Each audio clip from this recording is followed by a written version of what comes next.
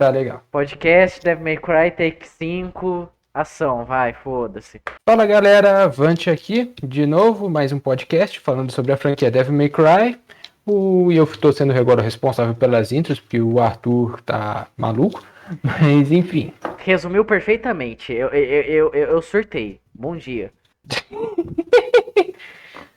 Mas enfim, Devil May Cry 4 hoje. Antes da gente falar propriamente sobre Devil May Cry 4, que é um título um pouco complicado, por assim dizer, nessa franquia, vamos recapitular um pouco do que a gente falou sobre Devil May Cry 3. O jogo foi um sucesso desgraçado, mudou completamente o rumo de como os hack and slash estavam sendo feitos até aquela época, tanto como a gente falou lá no podcast de Devil May Cry 3. Teve uma divisão de jogos que hack and slash que seguiram a linha de Devil May Cry e outros que seguiram a linha de God of War. Então, quando você conseguiu um jogo que salvou a franquia da morte, tendo visto que Devil May Cry 2 praticamente tentou enterrar a franquia, mas não conseguiu. Deixou um rombo na franquia que a marca ficou por muito tempo o rombo do Devil May Cry 2 ali, tanto que o 3, ele foi um sucesso, mas uma coisa que a gente não chegou a falar, ele foi um fracasso de venda na época. Na época que ele lançou, o fracasso do 2 o 2 ele foi tão mal recebido que afetou totalmente as vendas do Devil May Cry 3. Mas ele ficou tão popular e ele definiu tanto gênero que o hype pro 4 era inevitável. E a partir daí a gente já entra numa situação complicada, porque o 4 foi desenvolvido numa época que a gente estava fazendo a troca de geração. Tava saindo do Play 2, Xbox, GameCube, para era do Play 3, 360 e Wii. E detalhe, mas o Wii não é o assunto. E detalhe, essa geração, se bobear, foi a mais problemática de transição, porque tanto a Microsoft como a Sony fuderam os desenvolvedores com todas as forças, principalmente a Sony. O 360 e o PS3 são conhecidos até hoje como os consoles mais complicados de programar para eles, tanto que até hoje o pessoal tem dificuldade em emular essas duas merdas. Então, eu acho que é só olhar os primeiros jogos dessa geração, você vê que só tem bomba. Só tem Sonic 2006, ótimo exemplo de começo de geração. Teve muita coisa boa, mas um pouco mais pra frente. Teve Halo 3, ODST, Halo Reach, Marvel's Capcom 3, mas no começo as coisas foram bem conturbadas. E com Devil May Cry 4 não foi diferente. E o caso que realmente mostra como que o jogo deu uma produção complicada é que chegando perto de lançar o jogo estava pela metade. Então os desenvolvedores tiveram que dar um jeito, que eu vou tocar nisso quando a gente falar da história, mas tiveram que dar um jeito para conseguir fazer um jogo num tamanho decente, já que o jogo vai vender ao preço total e você não ia querer um jogo com metade do conteúdo que tinha até no antecessor, Devil May Cry 3. A partir daí, Devil May Cry 4 parecia que estava fadado a fracassar. E no quesito de vendas, infelizmente fracassou. Mas ainda assim consegue se manter hoje em dia, passado o tempo, esse período, ele consegue se manter um título sólido na franquia. Mas ainda assim com uma reputação conturbada. O foda ele não chegou a ser, é que você falou que ele foi um fracasso, só que ele foi um fracasso mais de acordo com a Capcom do que com qualquer coisa. Porque ele teve um boost de venda, assim, gritante se comparar com o 3. Mas a Capcom virou, não foi de acordo com o esperado, e todo mundo aqui pra você, cara, pela puta. Desgraçada. Aí depois daquilo foi só tragédia. É um jogo que não é controverso, nem tão controverso comparado ao 2 ou ao Reboot, que é assunto para outro vídeo, mas que entre os outros jogos da série não é tão aclamado assim. A gente tem o 5, que reviveu a franquia, o 1, que é um clássico, o 3, que salvou a franquia, e o 4 ficou como aquele título que existe, sabe? Né? E eu acho que muito disso, e eu acho que foi o primeiro grande choque do 4, quando você pega e abre o jogo, e o Dante.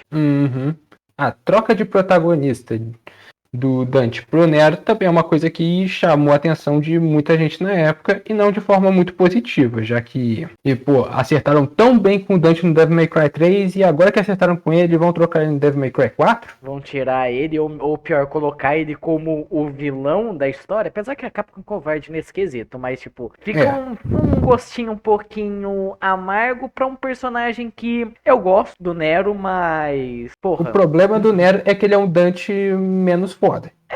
E gado.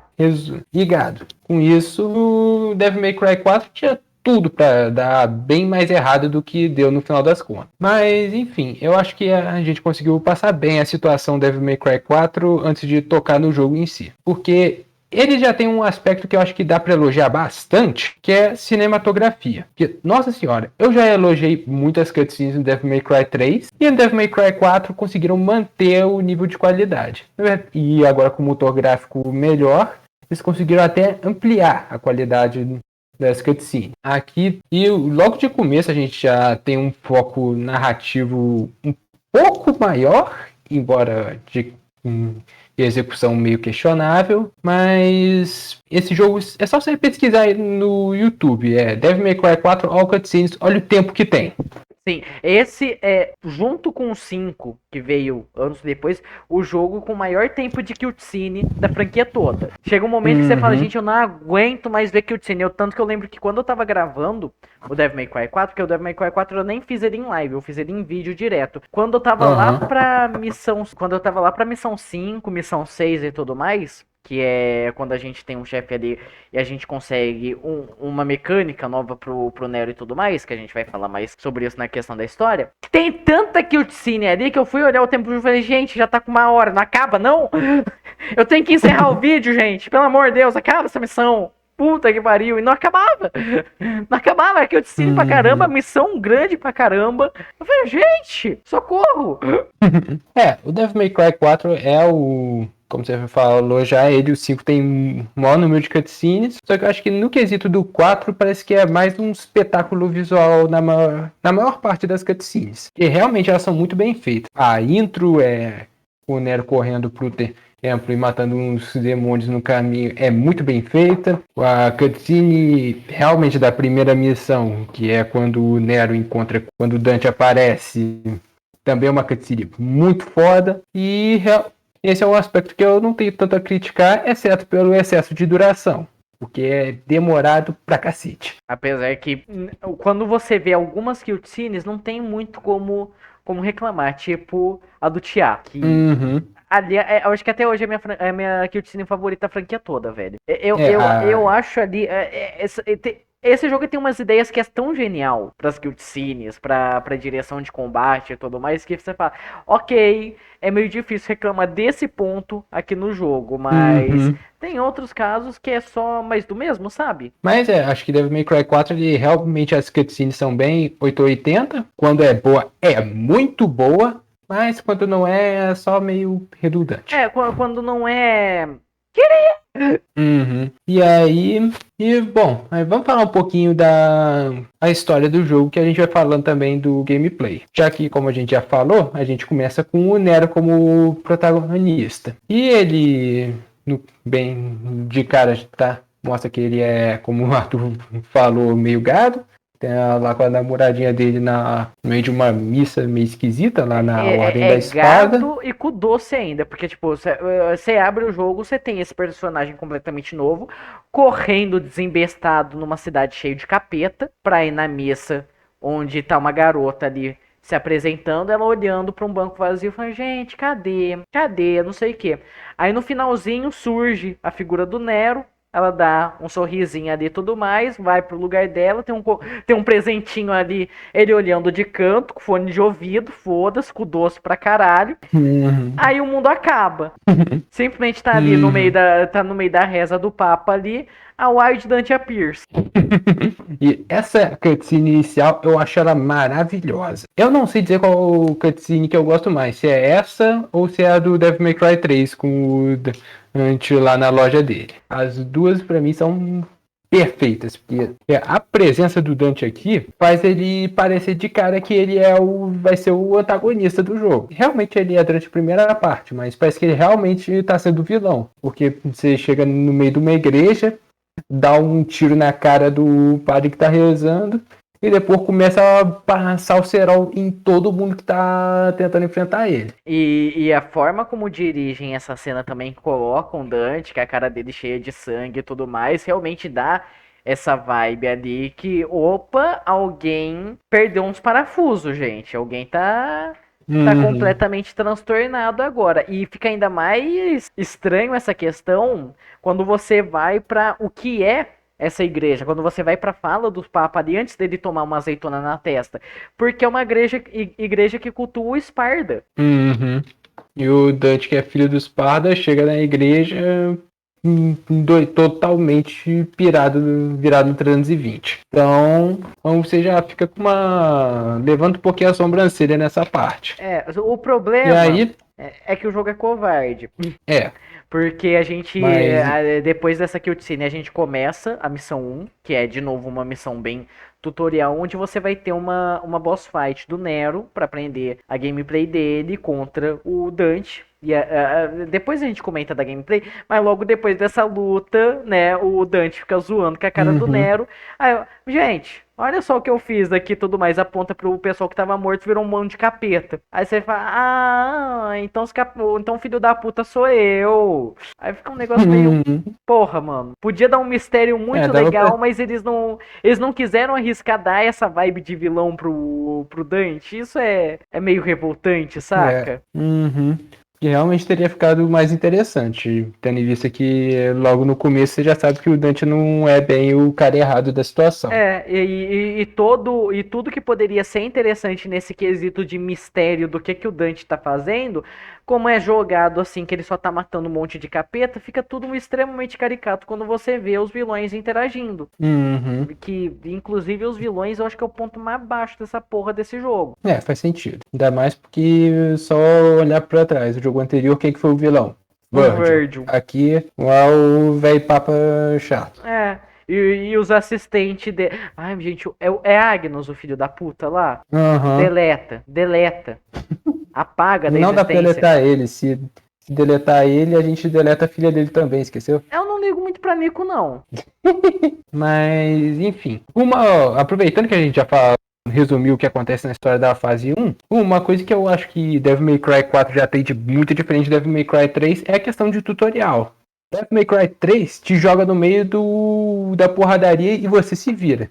Devil May Cry 4, esse botão é pra atirar, esse botão é pra usar a espada, esse é o botão pra usar o braço demoníaco, esse é o botão pra pular, blá blá blá blá blá blá. Poderia ser pior. Já vi casos bem mais irritantes de tutorial, mas eu preferia o estilo do 3 de deixar você se virar por um tempo. Seria bem mais interessante. Por mais que o Nero ele tenha algumas mecânicas que se diferem bem do que a gente já conhecia do Dante e tudo mais, mas não é nada muito complexo, não. Na real, eu acho que aí vem um pouco o charme do Nero. Podemos entrar já na gameplay? Ou você quer avançar mais na história? Não, a parte de irrelevante da história até esse ponto, que é a primeira fase, você já falou, então vamos falar do gameplay. Porque a maior questão depois é que colocam o Nero pra sair perseguindo o Dante e ele vai o país inteiro em busca do filho do capeta. Mas em questão de gameplay do Nero, especificamente do Nero, eu acho que o ponto que mais se diferencia dele é porque o Nero, ele é um personagem mais simples de você entender, só que complexo de dominar. Porque se você pegar a base do Nero, você vê um Dante bootleg. Porque enquanto o Dante, que você tá acostumado, pelo menos no Devil May Cry 3, tinha 5 pistolas diferentes, 5 armas brancas diferentes, ficava variando entre todas elas. Tinha 4 estilos. Tinha 4 estilos, fora os que você desbloqueava no decorrer do jogo e tudo mais. Aqui o Nero, ele tem o quê? Ele vai ter uma espada, uma Magnum e ao invés da opção de estilos ali, ele tem a questão também que é mostrado um pouquinho na história nessa parte, que é o Devil Bringer. Que é o braço do capeta.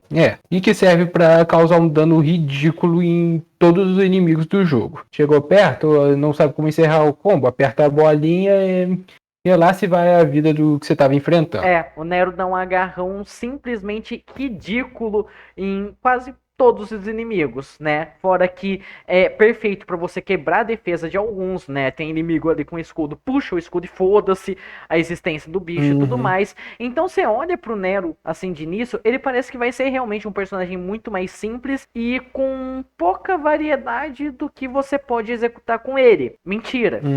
É o caso de fácil de entender e difícil de executar. Difícil de executar, porque o Nero ele tem muita coisinha ali que vai variando muito a forma como você joga com ele. E o próprio Devilbringer, dependendo de como você usa aquela porra, você vai ter uns 2, 3 agarrões diferentes por inimigo. Então você lembra aquela questão, por exemplo, do estilo, que você tem que variar muito o combo para manter um ranking de estilo e tudo mais, que vai influenciar o ranking que você vai ter no final da fase e tudo mais? Por exemplo, só nessas duas variações de agarrão que o Devilbringer ele tem por inimigo, né, já dá uma variação boa de estilo. Mas em questão, por exemplo, dos combos dele com a espada, que é a Red Queen, né? Red Queen. A Red Queen, que é a espada dele e tudo mais. Ele tem uma variação de combo maior do que a Rebellion do Dante, por exemplo. Ele tem uma variação de movimentos maior, ele tem mais combos de pausa, ele tem mais combos, né, de você pegar e só ir spamando o botão. Ele tem mais combos aéreos. E ele também tem mais truques que você usa com o triângulo. Eu não cheguei a usar muito, mas tem um golpe que dá tipo um dash pra trás e depois ataca de novo. Tem o Stinger dele que é diferente, mas ainda assim é um Stinger. E no quesito de gameplay, ele tem mais coisa que o Dante base, por assim dizer. Sem contar com troca de arma. Mas usando só uma arma, a Red Queen é a arma que tem muita variedade. Tanto nos combos aéreos, quanto com combos emendando o Devilbringer, quanto com a Blue Rose, que é a pistola dele. Que também tem uma própria mecânica única, que é a mecânica de carregar o tiro. Tudo bem que o Dante também tinha... Tudo bem que o Dante também tinha quando você jogava de Gunslinger. Mas a pistola do Nero tem um diferencial que é o tiro dela explode o que tiver na frente. E dá tipo um efeito de uma explosão e daqui a pouco outra explosão. Sim, dependendo se você carrega o tiro no máximo, porque a carga você vai ter que comprar esse upgrade, mas a terceira carga, você dá o tiro explode, já causa um dano filho da puta, se comparar com um padrão que a gente tá acostumado de tiro, só que meio que ele gruda uma bomba no inimigo, que depois de um tempinho explode de novo. Então, você consegue utilizar isso para fazer um controle de horda que é simplesmente filho da puta. Eu lembro que eu não lembro como você usava isso, mas eu usava, tipo, eu carregava o tiro, acertava um inimigo e focava em combar no outro. Enquanto isso, o inimigo que ia tentar me atacar por trás estava explodindo pro outro canto. Então, não dava tempo de eu combar ele. Aí que vem um pequeno porém. Eu não sei isso quando eu regravei, porque eu não lembrava dessa característica do Nero. E eu também não lembrei de trocar os botões. É verdade, você colocava no gatilho pra já ficar carregando. Depois, quando eu joguei com a Lady, eu lembrei dessa questão, trocar o botão ali pra ficar carregando no L, aí o R ficava com o botão de mira e tudo mais. Agora, se você tenta utilizar no controle default isso, você não usa, porque é inviável você carregar... desse jeito que eu falei. Porque é inviável você carregar o tiro no quadrado e atacar com triângulo. Fora fazer todas as macacadas de Devilbringer e tudo mais. Então, o único jeito que eu encontrei depois foi colocar no L1. E tem uma coisa que eu acabei também esquecendo de falar. A carga da Red Queen? Porque a carga. Uma coisa que já fica bem nítido na primeira cutscene do jogo, que é a luta do Nero e do Dante. Né, é que a Red Queen, ela tem uma característica um pouco peculiar na empunhadura dela. Ela parece um motor de moto. E aí vai apertando aquilo, girando e aumenta uma carga. Vai até 3. E aí você consegue usar golpes que são mais fortes e mais rápidos com isso. E dependendo dos upgrades, os seus especiais, tipo o Stinger, ou de jogar o oponente pra cima, todos eles vão ficando muito mais fortes conforme você usa essa carga. Então, o Stinger, por exemplo, se você colocar, tipo, as 3 cargas ali, enquanto o Stinger do Nero, ele vai reto e dá um giro, né, com 3 cargas, ele vai muito mais longe com 3 giros. E ainda pegando fogo. Dá um dano, assim, fervoroso ali no negócio. O ponto negativo é que você tem que usar um botão ali e ir girando o negócio aos poucos pra subir essa carga, não é? Não. Porque você consegue fazer isso no meio dos combos. Você consegue fazer no meio dos combos. E é aí que entra também um pouco da questão de complexidade do Nero. Porque isso é uma coisa que você tem que comprar nos upgrades e tudo mais. Só que se você atacar e mais ou menos no mesmo frame da animação de ataque, você apertar no momento certo o gatilho, né, ele já vai ganhar uma carga. Se você apertar no momento exato, frame perfect, você ganha as três cargas juntas de uma vez. A pessoa que domina isso no meio dos combos do Nero e sabe acertar o ponto exato e qual golpe carregado usar, faz um estrago assim tão filho da puta com esse desgraçado. Que ele vai apagar o que tiver na frente dele. Porque eu mesmo já tenho certa dificuldade de acertar a coisa no tempo certo. Mas às vezes eu consigo. Agora, consegui fazer o Perfect, que é o dar direto as 3 barras de carga. Nossa senhora, tá no meio do combo. E você consegue fazer isso no meio dos combos. Você consegue emendar ou com Stinger para servir de encerrar o combo. Ou tentar o combo normal, só que agora com buff, com a espada pegando fogo. Ou jogar o boneco para cima e fazer outro combo de novo com a espada pegando fogo.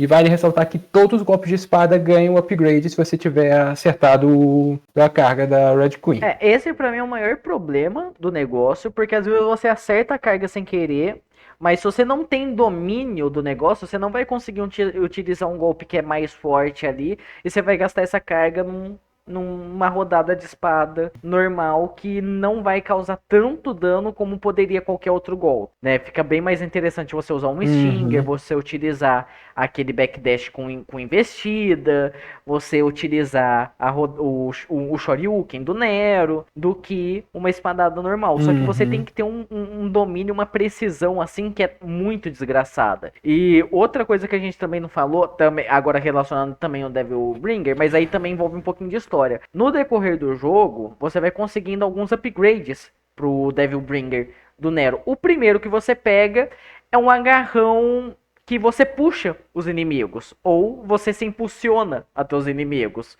Então, isso é outra coisa que é desgraçada pro teu controle de multidão. Porque, por exemplo, eu preciso manter o estilo aqui nos inimigos. Eu tô carregando um tiro, né? Tô tentando pegar mais um pouquinho de carga. Tem um inimigo lá na puta que pariu. Dá a mira, R1 e bolinha. Puxa o inimigo pra perto de você. Comba. O que tá atrás de você, você mete o tiro. Continua o combo no que tá na tua frente, né? Puxa outro, dá agarrão. Joga um filho da puta no outro filho da puta. O Nero consegue fazer um controle de multidão que é insano. E eu acho que o Devilbringer, ainda mais quando você tá no desespero, não sabe o que fazer, usa ele, provavelmente vai dar certo. Sim.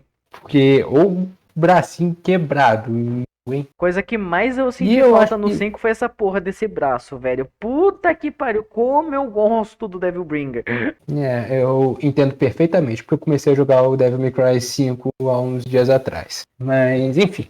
Agora, com essa parte da gameplay do Nero em mente, acho que dá pra falar um pouco mais sobre a progressão, porque a história do jogo é aquilo que você já falou. O Nero vai perseguir o Dante antes de tentar encontrar ele, já que ele matou, entre aspas, matou o padre lá que tava dando missa. O Nero realmente matou, ele não sabia as merdas que a igreja tava fazendo ali. A gente começa na cidade, de onde tem a igreja, e acho que um dos pontos muito fortes desse jogo, que é uma coisa que você inclusive criticou Devil May Cry 3, é a questão de ambiente. Aqui você passa por uma cidade, por uma floresta, por um castelo no meio da neve, por um templo. Tipo, enquanto Devil May Cry 3 você tinha muita progressão ligada direta a Temene Gru, Aqui você meio que faz uma viagem, praticamente. Sim, e são ambientes assim que às vezes é até um choque você sair de um direto pro outro. Porque você começa ali na questão da cidade e você vai saindo da cidade, né? Você vai levantando uma ponte ali e tudo mais, você vê uma parte um pouco mais periférica, até você chegar em uma vila quase feudal. Um monte de casinhas de madeira, meio levantada e tudo mais. E aí surge o Baal? O primeiro chefe O primeiro chefe. Bael, eu acho. Bael? Eu nunca lembro o nome desse filho da puta. Não, Mas... Belial. Belial. Aí surge o Belial e ele bota fogo na vila inteira. Então você fica naquela vila em chamas ali enfrentando o bicho, né? Quando você tá saindo, tá apagando fogo ainda. E aí logo depois, quando você sai, você já tá numa igreja, numa área toda nevada.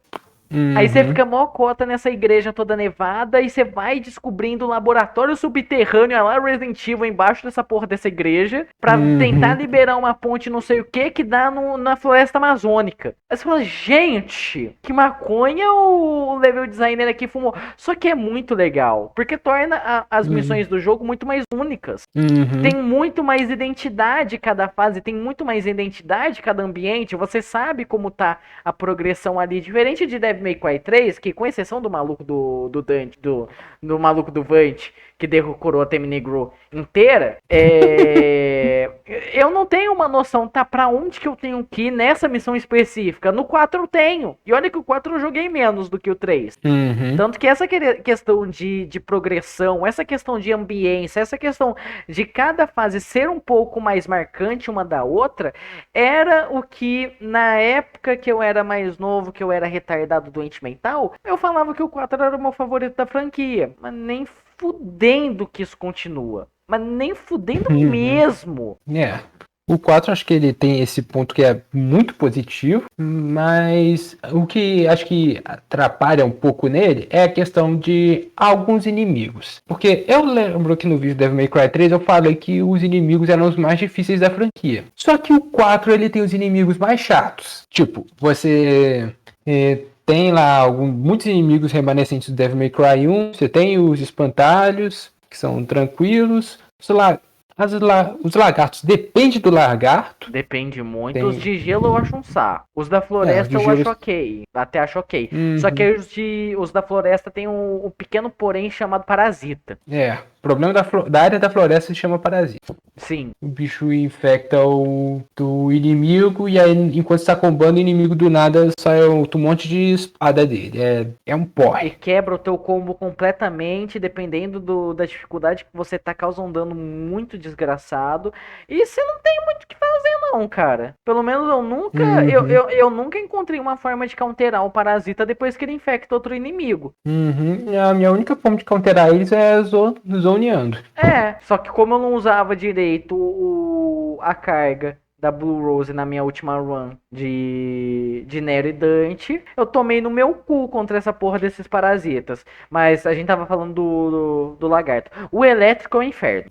Apaga o elétrico, por favor. O elétrico felizmente aparece pouco, aparece na segunda metade, mas é um bicho chato pra cacete. O que mais que a gente tem de remanescente? A gente tem os tesourinha. A gente tem o upgrade do tesourinha, que eu quero que vá tomar no meio do cu.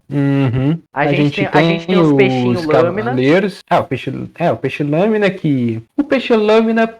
A questão desse peixe lâmina é que ele realmente é esquisito, porque tem hora que eu consigo derrubar ele, tipo, tranquilo, usando o Devilbringer e a Blue Rose. Mas tem hora que aquele bicho parece que não quer colaborar. O peixe lâmina eu já comento um pouquinho depois. Você tava falando do cavaleiro, que é o anjo, né? Os ângelos, né? Chama. A gente tem os ângelos, a gente tem o comandante dos ângelos, que é um que reúne o pessoal lá e eles usam um ataque meio que em conjunto. Então a gente tem uma variedade legal de inimigo, que normalmente seria interessante de você pegar e aprender como lidar com eles. Só que eu acho que tem um pequeno grande problema em todos os inimigos do jogo, que fica um pouco mais gritante depois de certa etapa. Meio que todos os inimigos do jogo foram feitos pensando no Nero. Isso complica um pouco na segunda metade, que a gente vai falar depois. Porque, por exemplo, os ângelos. Os ângelos, a característica deles é que eles têm um escudo. Se você tenta combar com eles com o escudo levantado, eles dão um counter que machuca bastante. A estratégia é você ou esperar ele abaixar o escudo pra atacar, e aí você ataca durante o ataque dele, ou você usa o Devilbringer, Que aí você consegue desarmar o bicho. que você consegue tirar Ou o quebrar o escudo. escudo. Você também consegue quebrar o escudo completamente. Manda o cara que tá no teu portão tomar no cu. Peixe lâmina, tu consegue puxar ele com o Devilbringer, colocar ele pra fora do chão, porque ele literal nada no chão, que é um inferno completo. Aí você só mete combo nele e foda-se, né? Tem a variação também desse bicho que é o que voa, que você tem até que usar ele em um dos chefes ali e tudo mais. Você puxa o bicho ali, usa o Devilbringer, ele arremessa como se fosse uma espada em outros inimigos. É literalmente, eu vou tacar esse filho da puta nesse outro filho da puta. Então, todos os inimigos ali, eles são feitos muito bem pensando na questão do Nero. O único que eu não tenho noção disso é o elétrico, porque o elétrico você só consegue enfrentar com o Nero se você tiver em dificuldade mais alta. Eles não aparecem na etapa do Nero, então eu não sei ainda como é enfrentar esse bicho com o filho da puta do Nero. Depois, quando você chega a uma certa etapa, fudeu. Eu acho que. E a questão também que. Agora, uma coisa que eu tenho que ressaltar que, na verdade, salva um bocado do Devil May Cry 4 de ser um inferno em relação a isso. Porque, vai ressaltar, o Devil May Cry 4 costuma flodar de inimigo. Costuma ter muito inimigo na tela. Mas eu não sei o que diabos eles fizeram. Mas eu tive muito poucos momentos em que o inimigo me atacou de fora da tela. É porque nesse jogo realmente ele configura pra se o inimigo tá fora da tela ele não atacar. Só quem tá no teu campo de visão vai te causar problema. Então o inimigo ele vai caminhando pro campo de visão do jogador. Quando ele tá no campo de visão, ele ataca. Normalmente nem zoner te ataca de fora da tela. Por exemplo, se o lagarto de gelo estiver fora da tela, ele não joga aquelas estacas. Ele no máximo vai tentar dar o pulão. Só que o pulão, ele ainda tem a característica ali, você consegue ver a sombra. Então todos os inimigos, se eles tentam te atacar de uma forma um pouco mais desprevenido, você tem algum indicativo. Então isso é uma coisa que eu acho simplesmente do caralho. De Devil May Cry 4 já coloca ele num patamar muito acima de muitos hacks God of War. Em um patamar muito mais elevado do que muito hack and slash ali, que torna o jogo menos estressante do que ele já é. E eu acho que tem essa questão que realmente ajuda muito no combate. Tem a questão do Devilbringer que a gente já falou. E eu acho que jogando de Nero, você consegue ter uma experiência relativamente tranquila durante o decorrer do jogo. Exceto por alguns inimigos que realmente são porre, tipo a tesourinha evoluída e os parasitas que contaminam qualquer coisa. Os parasitas pra mim o maior problema é a tesourinha evoluída, mesmo com o Nero ele tem da questão que o Devilbringer puxa aquela névoa, né? É algo que facilita perfeitamente a tesourinha normal. A evoluída ainda demora muito pra ficar vulnerável, mas, né, ainda causa um pequeno problema. Mas é mais tranquilo com o Nero do que depois. Aí nisso a gente também tem os chefes de cada área, porque a gente falou que tem muita variação de ambiente, e o primeiro chefe que você de verdade, já que o primeiro chefe que você enfrenta é o Dan, mas é mais um tutorial. O primeiro chefe de verdade desse jogo é o Belial. Que é o Cerberus nesse jogo. Sendo bem honesto, pra uma primeira luta eu acho ele bem mais tranquilo do que o Cerberus. Mas pra mim ele é o chefe mais difícil do jogo ainda. Porra, sério? Eu tenho mais dificuldade nele do que do que o Credo. Tá certo que normalmente... essa é uma... Mas também, tem a questão também do Credo. Você já tá todo upado com o Nero quando vai enfrentar ele e tudo mais. Mas pela falta de upgrade, o Belial me quebra bastante. Eu só consigo enfrentar o Belial quando eu já tô em New Game Plus. Eu entendo, mas o que eu acho que deixa o Belial mais tranquilo... É a carga. Pelo menos em comparação ao Cerberus... Não é só a carga, é o Devilbringer. Por quê? Assim como Devil May Cry 3, você consegue stunar os chefões, e aí por um momento eles ficam vulneráveis para você combar. Só que o Nero, quando o inimigo está stunado, você pode usar o Devilbringer, e ele faz um agarrão especial. Isso causa um dano ridículo em qualquer chefe que você estiver enfrentando. Sim. Se conseguir acertar o Devilbringer na hora certa, que geralmente é bem tranquilo, já que o bicho vai estar stunado, você consegue dar uns combinhos rápidos e depois usar isso. Aí pronto, o seu rank vai aumentar. e a barra de vida do chefe vai desaparecer quase. Sim. Porque os agarrões do Nero nos chefes causam muito dano, mas muito dano mesmo. E no decorrer, depois do Belial, quando a próxima área era de gelo, onde você conhece a Glória numa cutscene que... A thumbnail do vídeo que ela aparece já diz tudo, né? Muda a posição da câmera, pelo amor de Deus, jogo. Uhum. Eu tava até comentando com você mais cedo que, sei lá, parece que nessa época da era do Play 3 360, parecia que tava todo mundo meio descontrolado em relação a design de personagem feminino, porque puta que pariu, velho.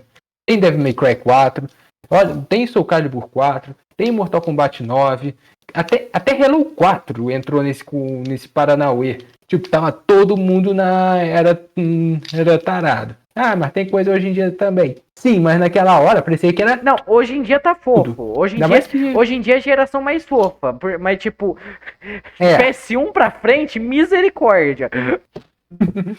Foi uma geração... Nessa geração específica, parece que o pessoal tava mais descontrolado que o normal. Mas, enfim. Tivemos a apresentação dessa personagem, que também estava no time da Ordem da Espada. A gente segue para o Templo de Gelo, onde a gente tem o Sapão de Gelo, o conceito dele lembra bem aquele... Eu não lembro agora o nome do peixe, mas para dar sinal, é o peixe que inspirou o Lanturne do Pokémon. Ele usa uma luz na frente para servir de isca e atrai quem tentar pegar para virar ao... O peixe segue o sapo segue esse conceito. Só que ao invés de uma luzinha, são duas gostosas. Brilhante. Porque, como eu disse, essa é uma geração que o negócio tava fora do controle. O negócio tava descontrolado. Só que a gente tá com um protagonista gado fiel. Porque ele caga então pra ele duas não gostosas. Caiu nessa. Né? Ele vê as duas gostosas e já mete bala. E aí tem essa luta que eu acho ela mais complicada que a do Belial, porque eu acho que os movimentos do sapo são mais difíceis de prever. Mas também não acho tanto. Porque eu não acho tanto. Pra mim ela é mais chata, porque você tem que lidar primeiro com a isca pra aí o sapo aparecer. É um chefe que ele dita mais o ritmo da luta do que o Belial. Mas o Belial tá na tela toda hora. Então... Mas quando o sapo ele tá visível, eu acho ele bem tranquilo e eu acho ele fácil de stunar também. Mais fácil do que o Belial. Isso eu também acho. Eu acho mais chato por causa dessa questão de ele ficar se escondendo toda hora. Sim, ele é um chefe mais chato do que o Belial, mas eu acho ele mais tranquilo. E de novo tem essa questão do Devilbringer de derreter o HP dele, então não é uma luta que se estende por mais tempo do que deveria. Sim. Aí derrotando o sapão, a gente libera, a gente consegue uns negócios pra destruir uma área do templo onde a gente tá e descobre a porra do laboratório subterrâneo da Ordem da Espada. Você quer falar do personagem mais nojento do jogo? Eu não quero, não. É o cientista gago esquisito que estava fazendo experimentos usando a Yamato. Sim, a espada do Virgil foi parar aí. Como? Ninguém sabe. Acho que tem numa nova ou em algum mangá. Eu cheguei a ler? Não. Mas... então... Um dia alguém deve ter falado sobre isso no YouTube. Não deve ser tão difícil de achar.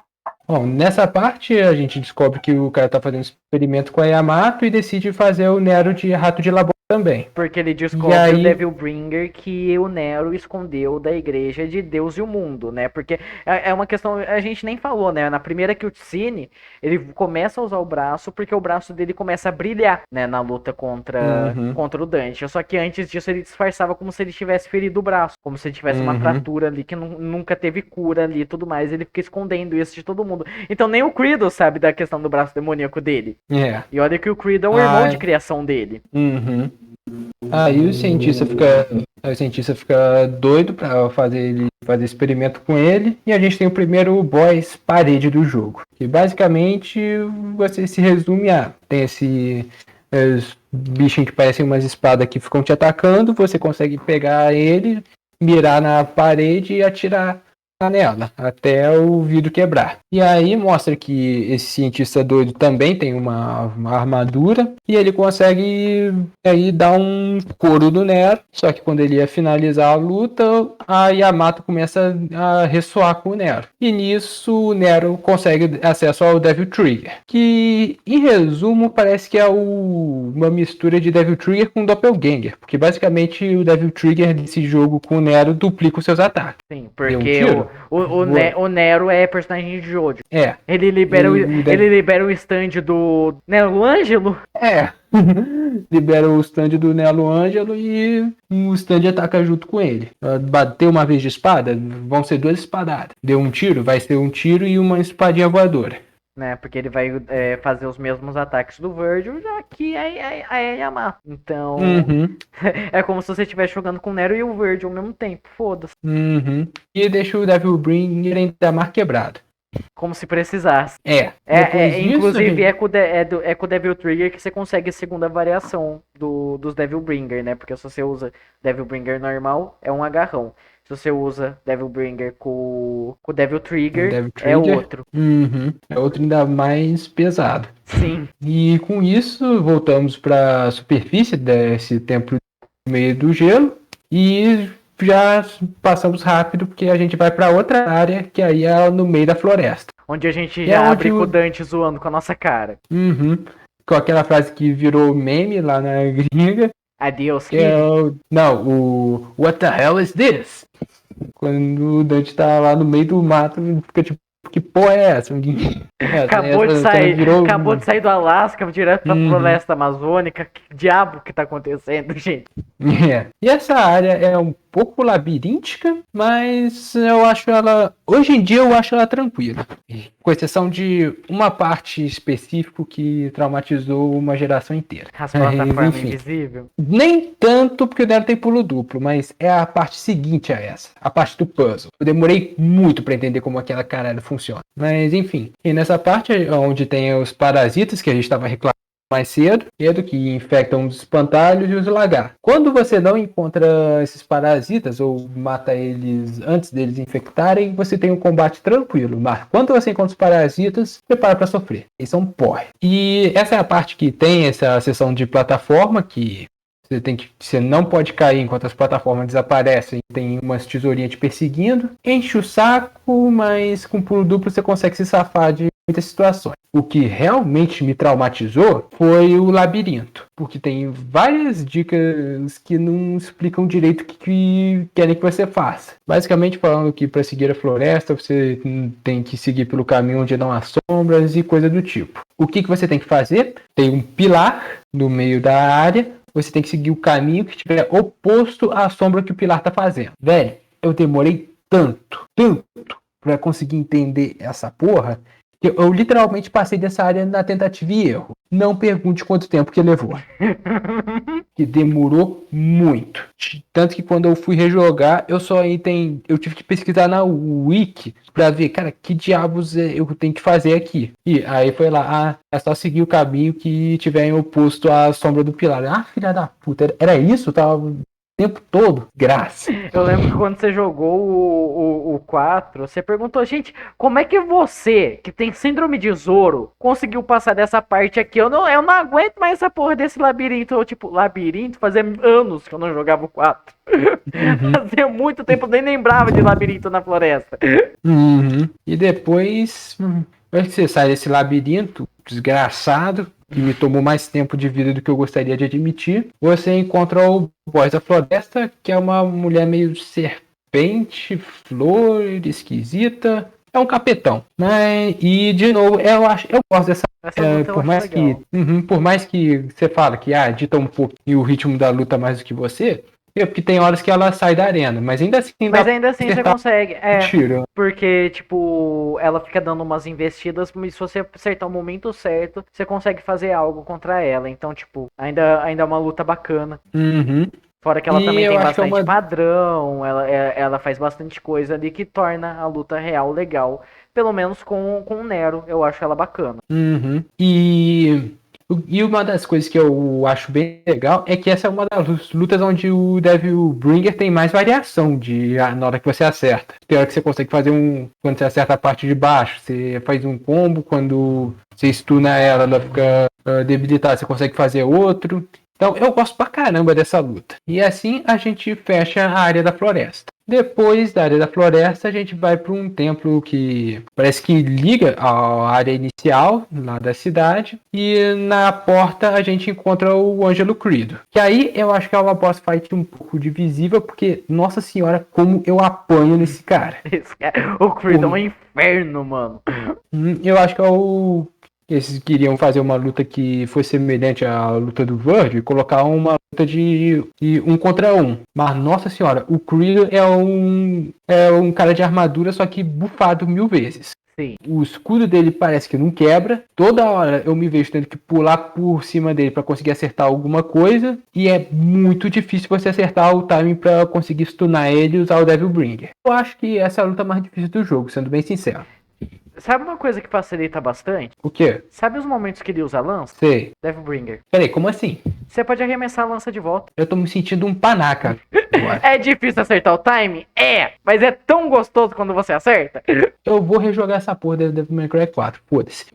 Mas, eu não sabia dessa, mas deve facilitar bem a luta. E é uma luta que eu acho que tem essa questão de ter um padrão parecido com o dos Ângelos, de os cavaleiros de armadura, mas eu acho ela bem difícil. Tem hora que parece que eu não consigo nem arranhar o cara. O cara tá defendendo toda hora, quando eu penso que baixou a guarda e tá pulando pro outro canto pra fazer um especial. Tanto que na minha última run que eu tava tentando fazer, eu desisti nele. Eu falei, filha da puta, eu não quero mais não. E aí, com a conclusão dessa luta, a gente tem a cutscene que a namorada do Nero, a Kyria, aparece, vem tentando matar o irmão. Do Credo, inclusive. E aí tem um clima meio chato, e de novo o cientista chato pra cacete aparece, sequestra a Kyrie e some. Basicamente, a partir daí o Nero muda completamente o objetivo. Se antes ele tava perseguindo o Dante, tentando entender o que caralho estava acontecendo. Agora ele quer que ele vai querer. E aí a próxima fase já é dentro desse templo. É uma fase que tem uma gimmick de time stop, que é um pouco chata, mas eu acho que não se estende ao ponto de ficar irritante. E assim, uma coisa que eu tenho que elogiar também é que o visual dessa fase é maravilhoso. Sim. E de novo lembra muito o visual do jogo todo, mas... né? Lembra também. E esse jogo acho que também presta muita homenagem ao primeiro Devil May Cry. Aproveitar que você tocou nesse assunto, que eu até tinha comentado com você a questão da trilha sonora, porque o tema do Nero é o primeiro tema de batalha do Devil May Cry 1, só que com alguém cantando por trás. Se você pegar o começo da música, onde não tem ninguém cantando, e comparar com o tema inicial de batalha do primeiro Devil May Cry, é praticamente a mesma música, é um remix. E isso vai se estender para a segunda metade também, que é o segundo tema de batalha do Devil May Cry 1, mas com alguém cantando por trás. E voltando aqui a essa fase, que também lembra bastante essa questão do Moon's Devil May Cry 1, ela termina com uma luta onde finalmente você encontra o cientista chato pra cacete. E por mais que esse personagem realmente seja um porre na história, eu tenho que dizer que eu gosto da boss fight dele. A boss fight dele é bacana, a boss fight dele é legal. A boss fight dele é bem legal. E a música da boss fight dele também é muito forte. A coisa mais chata dele é que ele é como se fosse um summoner, né? Ele fica trazendo bicho até não aguentar mais, mas é legal lidar com ele ali, é um desafio bacana que tem no jogo. E agora o mesmo não dá pra falar do chefe seguinte. Que terminando essa luta, o cientista foge junto com a Kyrie, né? Não consegue resgatar ela. Aí ele segue o caminho dele putaço, e quem que ele encontra no meio do caminho? O Dante. E, cara, uma coisa é enfrentar o Virgil, outra coisa é enfrentar o Dante, porque, nossa senhora, o Dante tá cracudo. Ele tá muito cracudo. A coisa já começa errada quando você tenta dar tiro no Dante e ele countera com tiro. Porque eu acho que a questão é que lá em Devil May Cry 3 a gente teve o Dante mais imaturo, inexperiente. Gente, aqui a gente tá com o Dante mais maduro, mais experiente e mais forte que a gente teve na franquia até o momento. E mais zoeiro também, né? Porque o Dante, ele faz... Não é que nem o do 2, que ele só sai fuzilando tudo e dane-se o mundo. Ele faz questão. O do 4 faz questão de te humilhar. Uhum. Faz questão de fazer você parecer um noob quando tá jogando. Sim! Então, Essa... então tu vai dar um tiro nele, ele sabe o momento exato pra pegar e counterar com um tiro pra se defender. Tu vai atacar ele, ele sabe o momento perfeito de dar o Royal Guard e de counterar com o counter da Royal Guard. Foda-se! Eu até vi um meme disso esses dias, tava lá. Esse que você tá jogando Devil May Cry 4 e o Dante ativa o Royal Guard. Ficou o Nero correndo em volta daquele pilarzinho que fica no meio da sala e o Dante atrás dele, esperando ele trocar de estilo. Porque é outra coisa, o Dante aqui tá com. Te enfrenta usando uma mistura do moveset dele do Devil May Cry 3 com o moveset dele do Devil May Cry 1. E ele tá trocando entre os estilos. Sim. Então essa luta é difícil, mas eu não acho que ela é injusta, ela é só difícil pra cacete mesmo.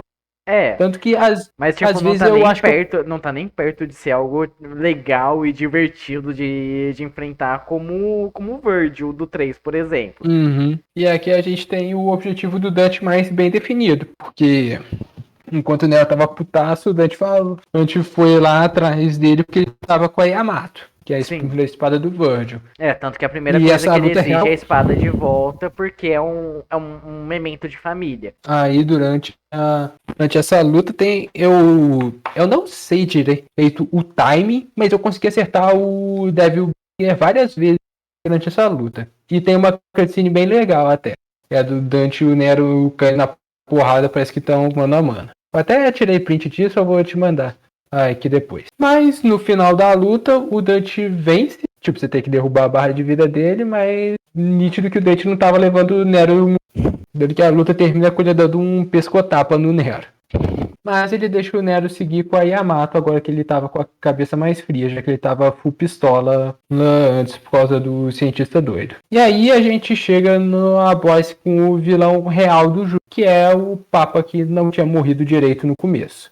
Mas antes disso, vamos fazer uma recapitulação de algumas coisas que a gente acabou comendo na história. Que é o fato de que a Glória, no final dessa cutscene, se revela sendo a Trish, disfarçada de um jeito muito esquisito, mas videogame logic. E o fato de que ela tinha entregue a espada pro padre, para entender quais eram as verdadeiras intenções da igreja. É, porque algumas cenas antes, algumas missões antes também, você vê o momento que o Papa é revivido, né? Que eles conseguem trazer o velho de volta. E aí você vê que a elite ali daquele culto da ordem da espada, né? Aí você tem a Glória ali na reunião, tem um momento que ela pega, sai, aí fica todo mundo pegando e falando, gente, a gente pode confiar nessa vaca? A gente tem certeza, ela acabou de chegar, a gente já tá confiando um monte de segredo. Aí o velho só, ela entregou a espada pra gente, tá tranquilo. Ela conquistou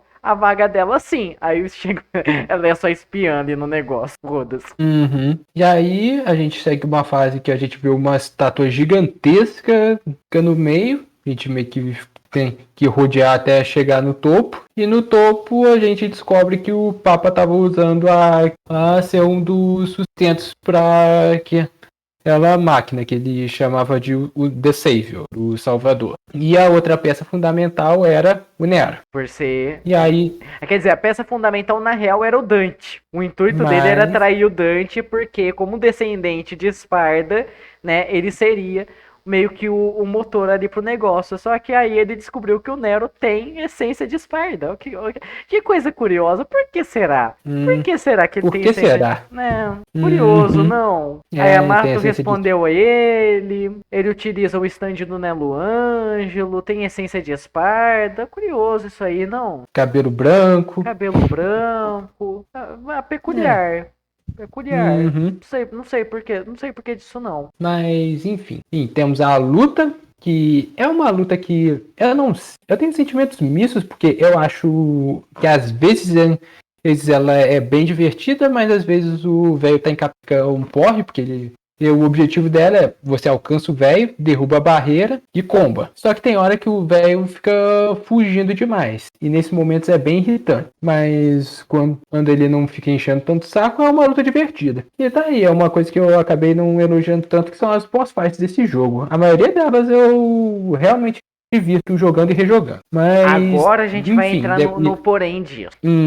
Porque depois dessa luta, o velho consegue usar a Valkyria de escudo humano, o Nero trava e ele consegue usar o Nero para completar a máquina. Mesmo que o Ângelo Crido tenha aparecido ali para tentar salvar o Nero, ele não consegue e morre. A estátua é ativada, o Nero afunda com a Yamato, o Dante faz uma piada com a cara dele, é uma parte que é meio escroto, mas eu achei engraçado. O Dante chega tipo, pô, velho, eu deixei você ficar com a espada, assim, ainda me faz a façanha de ser sequestrado. O Nero só com o dedo do meio, assim. Aí, e tá bom, o vilão ganhou, parece. Só que essa é a metade do jogo. E lembra que eu falei que o jogo tinha sido desenvolvido pela metade? Você vai refazer tudo que você já tinha feito com o Nero. Só que agora você vai jogar com o Dante. Aí você tem um pouco... Oi? Agora é o momento que eu choro. Tá, dando um pouco mais de contexto. Você, logo na primeira fase com o Dante, você já tem timer. Tipo, enquanto o jogo teve tutorial pro Nero, foi todo bonzinho, com uma fase inteira pra você aprender a jogar com ele, com o Dante você já começa no meio do fogo. Mas uma coisa que eu tenho que elogiar é o fato de que quando você coleta as orbs para dar upgrade pro Nero, você consegue manter as orbs que você tinha para dar upgrade pro Dante. Então você consegue já logo de cara comprar um monte de upgrade, sim. É a melhor coisa. Que na real não é nem orb, porque é uma coisa que a gente não pegou e falou. Enquanto no Devil May Cry 1, 2 e 3 você utilizava as Red Orbs tanto para comprar item quanto para comprar upgrade, aqui é um negócio um pouquinho diferente, porque a Red Orb só serve para comprar item. As habilidades você vai conseguir com uma orb um pouco diferente que você consegue ao fim de cada fase, dependendo do teu ranking. Então a utilidade do ranking seria isso. Eu acho um saco. Poderia ser melhor, mas... Não, poderia continuar sendo Red Orb. A Red Orb já era melhor. Ser Red Orb. Hã? No final das contas, no Devil May Cry 5 voltei a ser só Red Orb. No Devil May Cry 5, no DMC também já tinham voltado a ser só Red Orb, porque esse sistema é uma bosta. O que salva realmente é isso. Você começa com Dante com o total dessas orbs que você tinha no... Tipo, o total que você acumulou com o Nero, você começa com o Dante também. Então eles têm... Eles compartilham, né, o tanto de orbs ganhas, mas eles não compartilham o tanto que você gasta. Se é que faz sentido. Isso vale para todos os personagens do jogo que a gente comenta depois na Special Edition.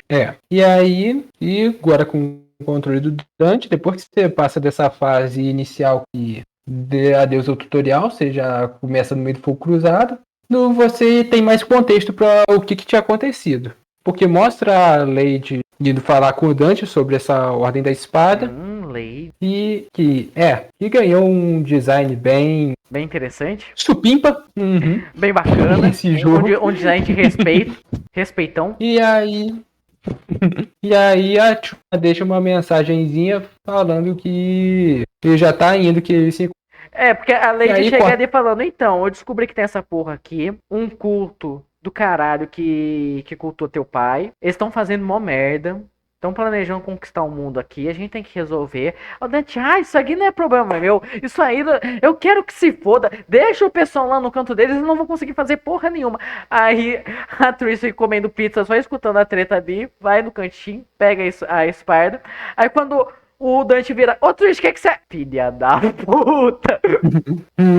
E aí começa a gameplay com o Dante. Detalhe, as duas ainda roubam a pizza do Dante. Coitado do Dante. Coitado do Dante. Dante só sofre nesse jogo. E aí a gente tem a questão que você já falou. Os inimigos desse jogo foram feitos com o Nero em mente. Com o Dante... chora. O caso se vira. Mas... eu acho que eles balancearam isso de um jeito que foi muito... uma coisa que acho que dá pra comentar agora, porque é bem mais perceptível na gameplay do Dante, é que esse jogo é mais rápido do que Devil May Cry 3. Eu digo isso porque, cara, se você fizer uma comparação do combo básico do Devil May Cry 1 com o combo básico do Devil May Cry 3, você repara que o 1, ele tem... os golpes são mais rápidos, e no 3 eles são um pouquinho mais demorados, mas passa bem aquele efeito de dano, sabe? Já em Devil May Cry 4 é rápido pra caralho. E aí vem a questão que eu acho que deixa o Dante interessante, mas complicado ao mesmo tempo, que é o fato de que o Dante nesse jogo é a versão mais complexa que ele tem na franquia inteira. Quer dizer, eu ainda não joguei o 5, mas o Dante é aqui. E você já consegue logo de cara upar os estilos. Ele pode trocar entre os estilos no meio de combo. Ele tem acesso a... Você coleta várias armas com ele, os 3. 3 de fogo, 3 de... Não. de corpo a corpo. Uhum. E você pode trocar entre todas elas, sem mais aquela putaria de equipar.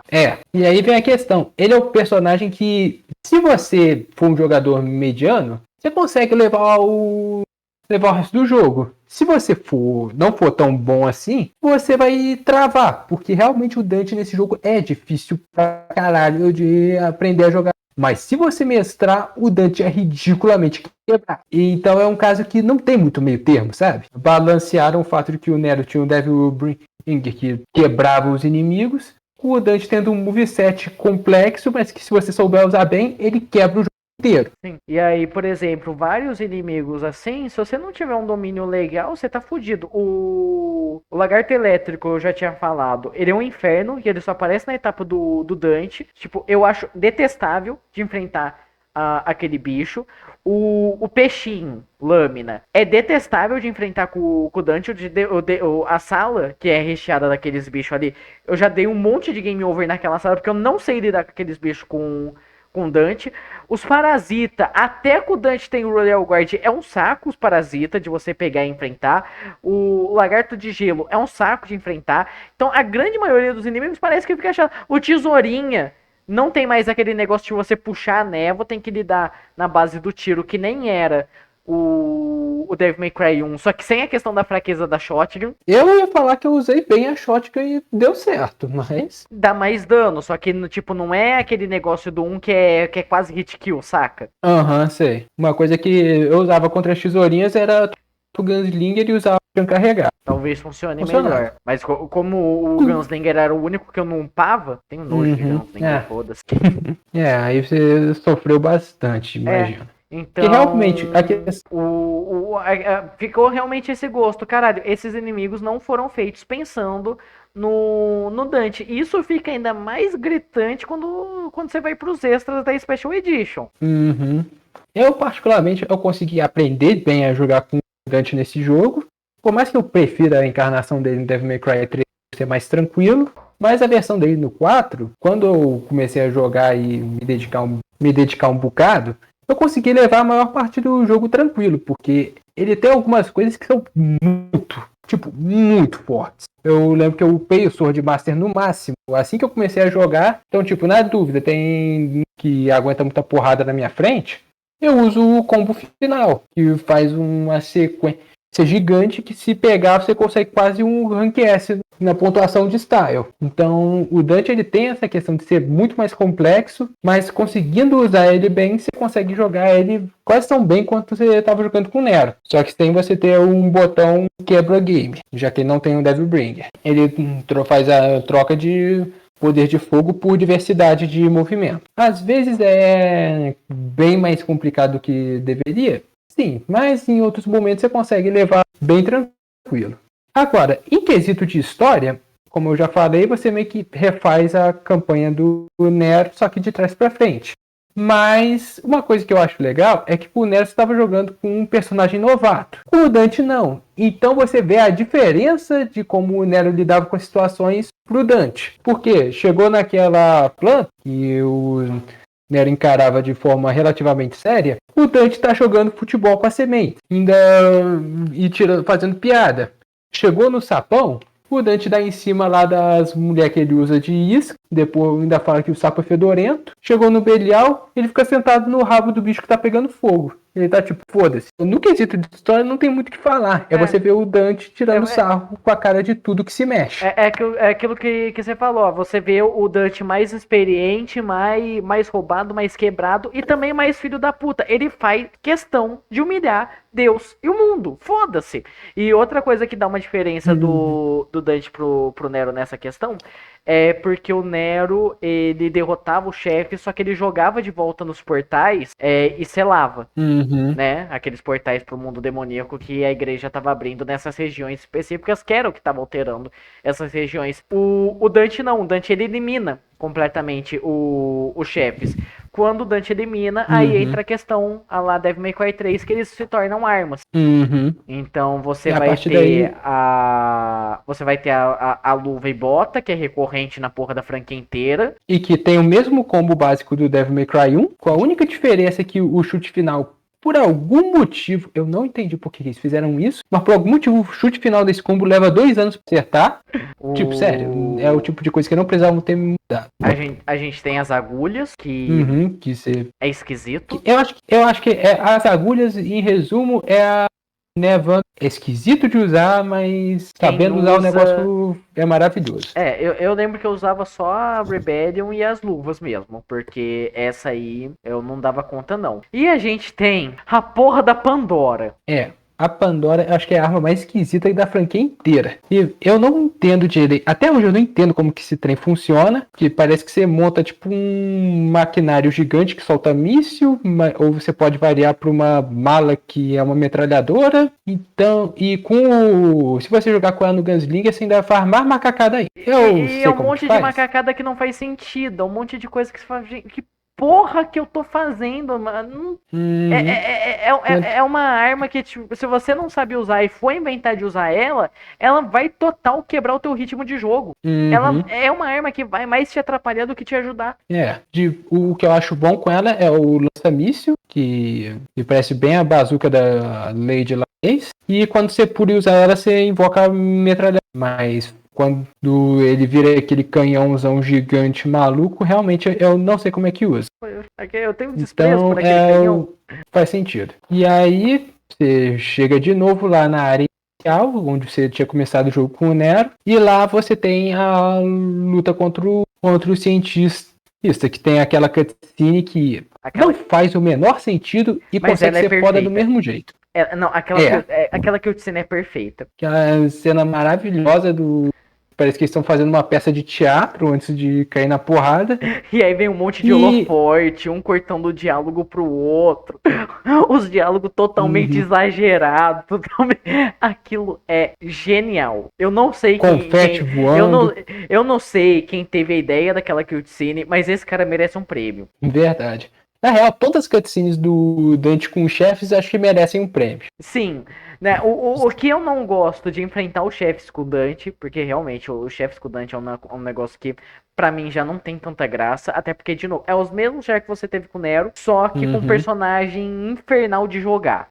Pra mim, a exceção da regra é exatamente... Eu não sei porquê, mas eu consigo jogar contra ele melhor com o Dante do que quando eu tava jogando com o Nero. Eu não sei porquê, mas eu me divirto muito mais enfrentando ele com o Dante do que enfrentando ele com o Nero. Provavelmente porque eu peguei o Royal Guard, não, o Sword Master no talo e fiquei trocando bastante entre armas. E realmente, com o Sword Master no talo, as armas derretem bem. E essa luta termina com outra cutscene maravilhosa do Dante dando um pipoco definitivo no cientista. E fechando a festa. Fazer o dever de casa. E Silence. Aquela cena é maravilhosa. E aí o Dante consegue recuperar a Yamato. Mais um problema de gameplay com o Dante. Quinto estilo. A Yamato serve como um quinto estilo, em vez de uma nova arma. Por quê? Só Deus na causa. Eu também não entendi por quê. Dá pra usar bem? Assim, tendo visto que eu sou acostumado a jogar com o Sword Master, eu não tive muita dificuldade, mas, de novo, como você mesmo falou, pra quê? Podia ter sido uma arma. Podia ter sido uma arma, e existe um pequeno problema quando você tá inventando de usar a arma. Primeiro que, tipo, é um negócio que você só vai usar com o Dante em uma missão, a menos que você rejogue o jogo, porque você não vai conseguir aproveitar direito essa questão. Só que se você for rejogar o jogo com o estilo da Yamato no Dante, aí existe um pequeno porém. Como você acessa o estilo da Yamato, visto que você troca de estilo no direcional, você tem 4 estilos e 4 botões direcionais. Apertando de novo o que já tá.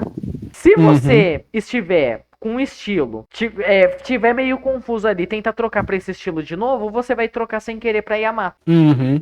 Não é uma coisa que me incomodou, pra ser sincero, mas aconteceu algumas vezes durante a gameplay. Acontece umas boas vezes durante a gameplay. E, bom, se fosse uma arma isso não aconteceria, saca? Fora que, tipo, ela literal vai virar só uma arma que você vai acessar com um botão B.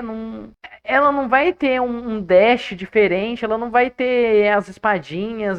Ela vai ser só uma arma normal.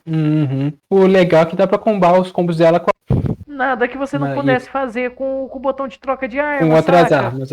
Então, Mas, tipo, assim, eu não entendo essa atitude burra e que mais atrapalha a gameplay. Né? Mais uma coisa só pra tornar o Dante mais complexo, desnecessariamente. Essa parte realmente é uma coisa que eu também não entendi qual foi a decisão criativa, mas foi o caso que eu joguei até me acostumar. E nessa última fase, é uma fase que muita gente não gosta, mas eu particularmente gosto por conta do visual. É basicamente você enfrentando um monstro gigantesco e enquanto você se locomove num monte de escombros que estão voando. Eu não gosto é da luta. E aí você vai... Porque o problema da luta é que você tem que atacar a porra de umas joias que tem nele, ele tem várias fases e tudo mais. E meio que ele que decide quando você vai poder atacar ou não. Essa é uma das partes em que eu mais usei Gunslinger pra ficar atirando nele de longe. Foi a parte que eu mais usei Gunslinger. Porque não tem como você acertar algumas partes dele sem ser assim. Pelo menos eu não descobri. Até hoje. No mais, quando ele abre a baixa guarda, quando ele ataca e deixa o braço parado, você subir nele para causar mais. O problema é que ele só faz isso com um braço, então você consegue pegar e limpar uma leva de bolinhas ali tranquilo. A segunda leva ele não faz isso. A segunda é só no tiro. Aí você fala, filha da puta, né? Desgraçado. E enquanto isso, aparece um monte de inimigo pra ficar te atazanando no. Também tem especialmente isso. Os cavaleiros. Então, pra mim, esse é o pior chefe do jogo junto com a parede. O que pra mim salva um pouquinho é que quando a luta começa de verdade, aparece lá e você consegue stunar ele, quando você usa o soquete, o soquete explode a barra de vida daquele bicho. Com o Devil Trigger, então, puta que pariu. É lindo. Sim. É maravilhoso. Dependendo do timing, se você pegar bem, tu mata numa ida só. O de ver a barreira o Dante causa muito dano com o soquete. Aí tudo isso pra quê? Pra voltar durante pro Nero, essa luta... pra provar que o Nero que é o personagem de verdade do jogo. Que tristeza. Agora, uma coisa que eu tenho que dizer que é maravilhoso nessa batalha final são as cutscenes, tanto a de começo quanto a de finalização, com ele tirando o sarro da cara do velho. E depois de fechar os portais, e o velho falar, você não conseguiria encostar um dedo sequer em mim. O Dante crava a Rebellion nele, vai pulando em cima dos escombros, em cima dos cavaleiros, como se fosse Super Mario, chega lá e dá um soquinho. E aí, qual a desculpa agora? E quando finaliza, ele crava Yamato no peito do bicho, e na hora que ele ia tentar tirar, o Dante tem... Acho que é a cena mais mentirosa da franquia inteira. Eu sei que a gente falou lá da subindo no Devil May Cry 3, a gente falou dele, tem a cena dele descendo a Temenigro correndo no 3 também, mas essa daí eu acho que leva o troféu de cena mais mentirosa da franquia inteira, que é ele cravou Yamato, pegou as pistolas, meteu bala e foi uma bala em cima da outra, em cima da Yamato pra empurrar ela pra dentro do bicho. Essa cena, velho, é literal aquele meme. Que mentirada. Nossa senhora. E você consegue, o Dante consegue libertar o Né. Era o que tava lá dentro, pega Yamato de volta e a gente vai para as duas últimas fases do jogo. E a penúltima fase envolve de novo aquele dado que... A gente nem falou do dado aqui, mas o Nero tem 2 missões de jogo da vida. Até agora eu não entendo como aquele dado funciona, porque todo mundo fala, é só ver o lado que tá em cima e atacar na hora. Isso não dá certo comigo. Devilbringer. Não é atacar, é Devilbringer.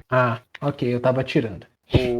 O atacar é ou com a Lady ou com a Trish. Não, ou com a Lady ou com a Trish. É ou com o Virgil ou com a Lady. Porque é só a Lady que passa pelo dado. Porque a Lady ela dá o porradão com a bazuca. Então já é uma porrada forte nível Devilbringer. E o Virgil, não sei o que acontece. Que ele também dá um porradão sinistro. Mas no caso do Nero, ou a pistolinha ou a espadada. É como se fosse um peteleco, aí fica aleatório. Se for o Devilbringer, ele sempre vai cair, né, virado pra cima, onde já tava pra cima. Uhum. E aproveitando, a gente falou no dado, quando o dado é gigante, o dado ao meio. Outra cutscene maravilhosa. Mas, enfim. Sim, que é uma fase com um dado e boss rush. Você enfrenta de novo os chefes que você já tinha enfrentado pela terceira vez, dessa vez usando o Nero pela segunda vez. Por mais que eu acho que as boss fights estão divertidas, eu acho que não precisava ter esse rolê todo de novo. Se fosse o boss rush, né, só... Tipo, se fosse a luta do Nero e o boss rush, estaria tranquilo. Só que como você teve que enfrentar todo mundo agora há pouco com o Dante, inclusive, o Dante são só 6, 7 missões. Uhum. Então você enfrentou todo mundo de novo muito rápido. E aí de novo enfrentar eles pela terceira vez. É chato, é maçante, é cansativo, velho. Uhum. E depois a boss rush, você enfrenta de novo o Papa doidão com a espada. Com o mesmo padrão que a gente já tinha visto na luta anterior. Você fala, velho. Aí entra o caso que eu falei. Como o jogo foi feito pela metade, a segunda metade foi uma puta reutilização de assets. Você refaz as fases com o Dante, e quando pega o Nero de novo no final, você refaz o que você já tinha feito com o Nero. Fica real um negócio muito chato, muito enjoado, porque, tipo, o jogo da vida, a gente já tinha visto com o Nero antes, os chefes, a gente já tinha enfrentado com o Nero antes, o chefe final, a gente já tinha enfrentado uma versão nerfada antes. Ah, mas o 3 também coloca a versão nerfada do chefe final em momentos anteriores. Sim, mas a luta e a história é boa, no final, pelo menos. Uhum. E a luta final é fantástica. Sim, aqui não. Aqui eu não acho a luta ruim, mas é o que você falou. Eu já tinha feito, podia ser um pouco mais diferente. Então acaba que fica meio maçante. Aí, derrubando o velho, o Nero consegue resgatar a Kiri numa cutscene que, de novo, é muito bem feita. Sai do Salvador, devolve a espada pro Dante. Quer dizer, devolve entre aspas. Eu achei engraçado essa cena que quando o Salvador levanta, o Nero ainda tá com a espada na mão. O Dante só vai e toma a espada da mão dele. Típico do Dante. E aí tem uma parte que parece mais um Quick Time Event, onde você tem que acertar o Devilbringer na hora que o bicho for socar. Não é bacana pro enredo, mas sei lá, meio redundante no final das contas, porque é difícil de acertar esse time e pega muito do nada, mas termina com o Nero esmagando a cabeça do Salvador. E aí temos o encerramento, entre aspas, com o Dante tendo uma conversa final com o Nero, deixando ele ficar com a Yamato, e o Dante só se despede, acenando ele para ele de costas quando o Nero pergunta se eles vão se encontrar de novo. E é engraçado, porque durante 10 anos, essa foi a última vez que os dois se encontraram. A última vez que nós vimos os dois também, né? Convenhamos. E aí, assim como no Devil May Cry 3, tem uma sessão de matar a bicho enquanto os créditos aparecem. O que, felizmente, não aconteceu comigo, mas aparentemente acontece, é que se os bichos acertarem a Kyria, você tem que refazer a... Não posso comprovar isso, porque isso não me aconteceu, mas aí, eu vou deixar isso quieto. Só sei que se eu tivesse que refazer a fase por causa disso, eu ia ficar muito puto. E aí é onde o jogo acaba. Tem o Nero e a Kyria se reencontrando, e ficando juntos. O Dante, a Trish e a Lady lá na loja. Na hora de receber a recompensa, é um bolinho de dinheiro, já que aparentemente eles tiveram que pagar. Tiveram que pagar o conserto de tudo. É engraçado que ficam as duas olhando pro Dante com uma cara de fim de festa do cara. E termina com uma turma indo para uma próxima missão. É um final que eu gosto no quesito da história, mas que não chega nem perto do nível que foi Devil May Cry 3. E a história também não chega, porque você percebeu que a gente não falou em momento algum do objetivo do Papa Louco e da Ordem da Espada, né? Porque eu acho que nem ele sabe. Basicamente ele queria fazer o Salvador para matar os demônios, só que ele mesmo colocava. E aí é uma coisa que tem no discurso lá da cena do teatro do Dante, que ele fala, será que sanidade é pagar por poder? Esse é o resumo da história mesmo. Porque, tipo, é um negócio muito dos aleatórios e, tipo, a gente até comentou um pouquinho que as figuras angelicais que tinha no 3 ali lembrava a questão do 4 e, tipo, no 4 tem, os anjos são demônios ali, né? Eles criam os demônios ali com essa imagem, teoricamente, angelical e tudo mais. O velho virou um demônio pra eliminar demônio e é isso. Tipo, oi, como é que palhaçada é essa? Tipo, nada ali faz muito sentido. A história realmente não te cativa muito. E uma coisa que complica na questão da história também é o Nero. O Nero é um personagem que ele é chato pela história e ele passa metade, um bom tanto da campanha só gritando Kyrie.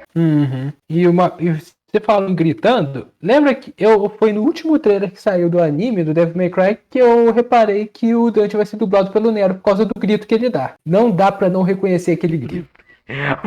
O pior é que eu vi tão baixo, porque eu tava vendo em live e tudo mais, que eu não reparei. Depois que você falou, eu falei, filha da puta.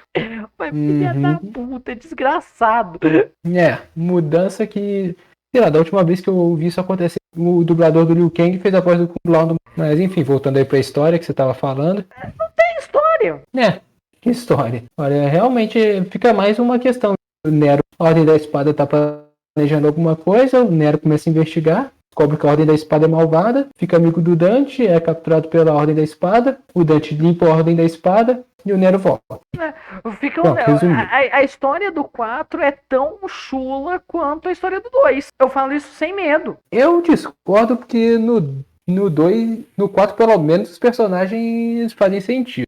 No 2 acho que nem isso. Fazem sentido a dupla principal e as gostosas. No 2 você só tem o Dante indo de um lado pro outro e a única coisa que faz sentido é o lado da Lucy. Isso não quer dizer muita coisa também. Mas enfim. Mas tipo, o que salva a história do 4 é uma cinematografia boa pra caralho e uma ação nervosa. E eu acho que o que eu tenho pra falar de Devil May Cry 4 é isso. Só que não é tudo que você tem pra frente. Eu não joguei a Special Edition. Yes. E na Special Edition, lançada sei lá quantos anos depois do lançamento. Eu vou checar isso, calma aí. E lançada quase 10 anos depois. Você tem mais duas campanhas, que na real é a mesma campanha, só que personagens. E uma delas você joga com a Trish e com a Lady. E, sinceramente, que bom você não vê a Trish ser jogável desde Devil May Cry 2. Devil May Cry 2. Embora ela tenha aparecido em Marvel's Capcom 3. Enfim, dentro da franquia principal, ela só foi jogável no Devil May Cry 2. E a Lady, que foi a única vez em que ela foi jogável. E, de novo, assim como no Devil May Cry 3 Special Edition, a gente tem o Virgil jogar, que é só dele. E sobre a gameplay das personagens, é o que vai dar. De novo, eu não joguei a Special Edition. Tá, só complementando ali, o Devil May Cry 4, ele é de 2008, a Special Edition é de 2015, então foram 7 anos 7 anos depois pra sair essa Special Edition, que foi a primeira coisa que a gente viu de Devil May Cry por um bom tempo, né, porque... Como a gente falou, depois do Devil May Cry 4, bom, a franquia deu um hiato. Aí lá pra 2012, 2013, a gente teve o polêmico reboot, que não é sobre isso que a gente vai falar hoje. Todo mundo pensou que a franquia ia de arrasta de vez. E aí, 2 anos depois, eles lançam a Special Edition do 4, pra ir só mais um monte de tempo depois lançar o sim, mas além da questão da Special Edition, tipo, quando você zera o jogo, você libera aquele monte de coisa que já é padrão de Devil May Cry também, né? Dificuldade extra, Blood Palace, skin, Super Dante, Super Nero, os caralho todo e tudo mais. Mas vamos lá, campanhas extras e tudo mais. Primeira coisa que eu já posso pegar e reclamar, a mesma coisa que eu reclamei com o Virgil no 3. É exatamente a mesma campanha, só mudando o personagem que você tá jogando. Tem uma cutscene de introdução, tem uma cutscene de final um pouquinho diferente e morreu aí. Então, isso eu acho algo meio merda. Porque, por exemplo, Lady Trish, elas estão participando ativamente no meio da campanha, por mais que a Lady você não vê ela fazendo muito na parte ali da Ordem da Espada e tudo mais, você vê mais a Trish mesmo, mas você sabe que a Lady tá por ali fazendo as coisas dela também, e a Trish tá fazendo outras coisas. Seria interessante ver elas em outras situações, né, ver o que elas estavam enfrentando, ver o que elas estavam passando. Era literal um caso que você tinha a faca e o queijo na mão e você enfiou a faca no cu, mas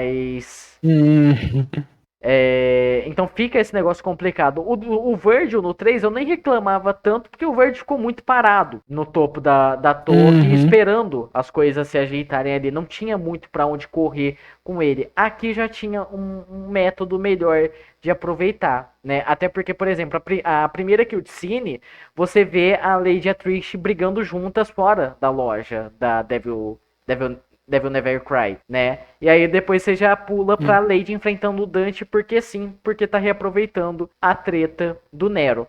Isso pra mim fica ainda pior quando você vai pra do Virgil, porque a do Virgil se passa no passado. E aí você tem a campanha do Virgil que se passa no passado, com você tendo que reaproveitar os eventos do que tá acontecendo no 4, os mesmos chefes, a mesma coisa, o mesmo tudo, com as armas do 3, sendo que depois do 3 ele tava morto e no 4 teoricamente ele tá morto.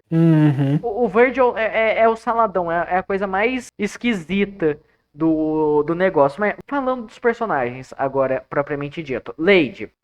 A Lady ela vai jogar as mesmas fases que você tinha com o Nero, né? E aí, por exemplo, algumas mecânicas do Nero vão ser adaptadas para Lady em relação a isso. Então, por exemplo, enquanto o Nero ele tinha umas partes que ele fazia umas macacadas, que ele dava umas escaladas com o Devil Bringer e tudo mais, a Lady vai fazer isso utilizando um gancho, um grapple hook que ela tem ali, que também vai utilizar nos inimigos. Ela pode se aproximar ou puxar os inimigos para perto dela, baseado nisso. Questão de ataque físico, ela não tem. Ela tem só um combo lento pra cacete, dá bastante dano, mas não é muito interessante. A graça da Lady é que ela é como se fosse um Gunslinger bufado. Então, você vai ter muita coisa, inclusive movimentos do Dante com um Gunslinger que são reutilizados na Lady. Ela vai ter 3 armas de fogo, as pistolinhas básicas dela, que vai jogar praticamente igual Ebony Ivory, a Shotgun e a Kalina-Am, cada uma com as suas próprias características, né? As pistolinhas é a que mais dá menos dano,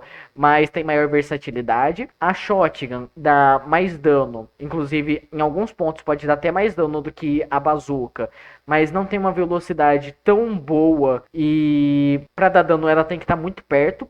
E a Bazooka, que é a que mais vai dar dano, só que você tem que saber muito bem quando utilizar, porque ela demora para atirar e o tiro também vai lento. Então é muito fácil dos inimigos pegarem e desviarem dela. Todas as armas, a Lady vai ter sistema de carga e ela vai ter algumas habilidades um pouco diferentes utilizando do botão B, que seria o Devil Bringer com Nero. Se você usar normal, é o gancho. Se você utilizar pra frente, ela vai ter uma habilidade. Se você utilizar pra trás, outra habilidade, né? Então cada uma vai ter um set um pouco diferente. Então, pistolinha, você vai ter um que ela fica atirando pra tudo quanto é lado, nos inimigos que estiverem mais próximos dela, pra fazer um controle de área. Ou o meu querido Make It Rain, que você viu na live, trocinho quebrado, né? Causa um dano absurdo. Causa um dano fervoroso ali, tipo, prende muito dos inimigos também. Com a Shotgun, ela vai ter um dash pra frente com tiro, que é muito legal em algumas partes pra se aproximar. E o Nunchaku de 12. Que você ia São falar? habilidades que o Gunslinger do Dante também tem. Sim, ele tem um Stinger com escopeta. E com a Kalina-Am, eu só lembro do que ela coloca no chão e vai soltando míssil pra tudo quanto é lado. Eu não lembro qual é a outra habilidade da Kalina-Am. Mas eu acho que a graça também entra quando você vai na questão dos tiros carregados dela. A pistolinha vai ter quase a mesma característica do Nero, de explodir e depois explodir de novo, só que de uma forma um pouco menos gritante, porque não é uma Magnum, que nem a do Nero, mas vai ter essa característica, fora que a pistolinha é a que carrega mais rápido. A Shotgun, você carrega e depois que você solta o tiro dela, a barrinha de carga ela vai descendo gradativamente. Então, enquanto estiver descendo, você vai ter tiros mais fortes com a Shotgun por um determinado período. A Bazooka, ela demora pra cacete pra carregar, ela fica total vulnerável, porque ela trava no lugar quando tá carregando a bazuca, mas se pegar o tiro, meu amigo, já era. Meu amigo, o Papa ali, nos momentos que ele stunava, eu só mandava a bazuca ali, foda-se. É simplesmente ridículo de utilizar isso. O problema é que, real, corpo a corpo, ela não presta. É total zoner, né? Eu me diverti muito, fiquei até surpreso né, em como eu me diverti jogando com a Lady, porque eu não esperava que eu ia me divertir tanto. Mas depois, quando você chega na parte que seria do Dante, que você joga com a Trish, oh boy!